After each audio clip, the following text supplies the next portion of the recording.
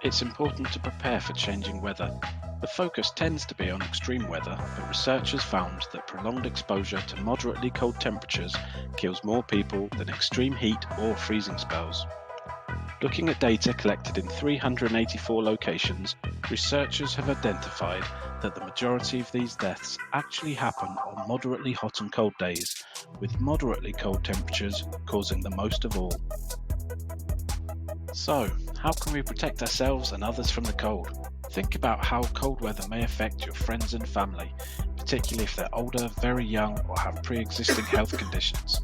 If you or they are eligible for a flu vaccination, make sure you get it as soon as you can.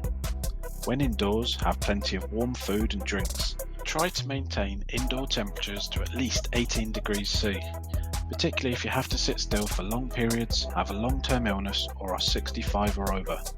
Keep an eye on weather forecasts using the news and app or by visiting the Met Office website.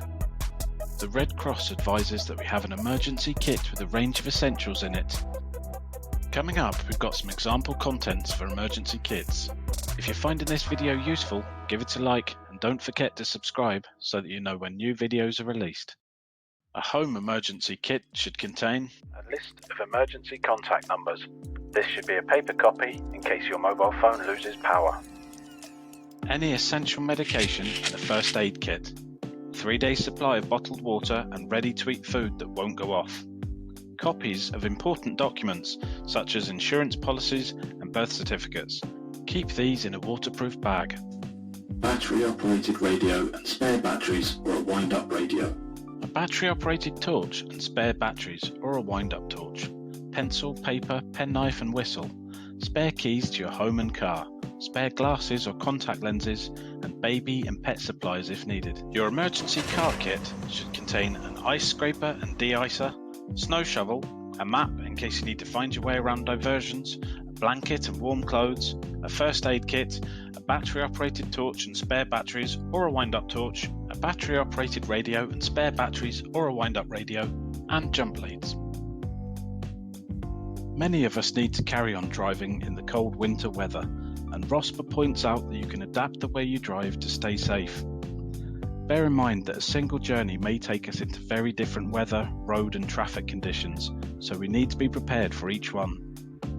ROSPA goes on to detail how to prepare your vehicle, prepare your journey, prepare yourself, drive in snow or ice, drive in rain, drive in fog, drive in strong winds, or drive in low sunshine.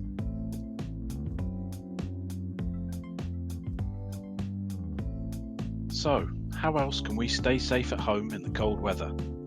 Well, with the cold weather setting in, many households will be relying on gas boilers and gas fires to stay warm. This increased usage can put pressure on gas appliances and could lead to them breaking down when they're needed most.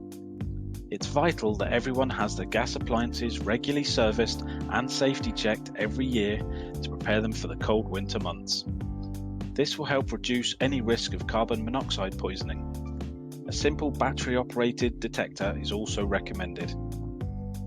The Gas Safe Register has previously reported that more than 5.5 million people in the UK are putting their health and finances at risk by not getting their gas appliances safety checked every year.